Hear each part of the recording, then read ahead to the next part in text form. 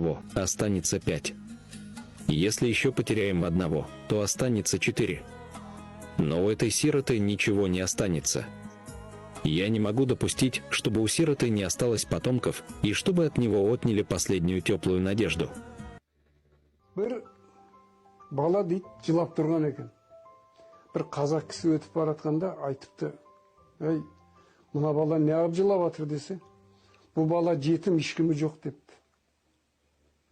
Сонда сол баланы жаңа қазақ кісі алып кеткен екен. Сонда бұл баланы үйіне апарады ғой, үйінде бір күні түнде тұрса, ана екі баланың үстіне бір чапан ба бірдеңені жапқан ғой, бір алашаның бірдеңені жапқан екен. Енді бала ғой жақтанда бір айланғанда ана біреудің үсті ашылып кеткен екен. Сонда ана түріктің баласының үсті ашылып кеткен екен, ана шал келіп өзінің баласының үстінен алып ана баланың үстін жауыпты. Сонда әйелі көрген екен.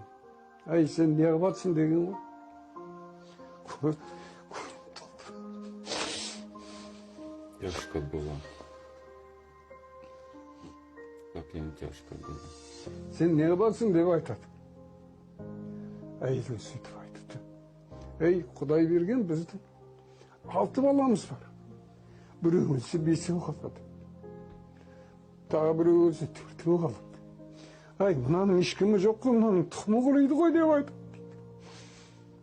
Біз оны қалай естен шығарамыз, бұл қазақ халқының соншалықты кеңдігіні, соншалықты кереметтігіні, қалай қазақ халқының нанını таптап кетесіз.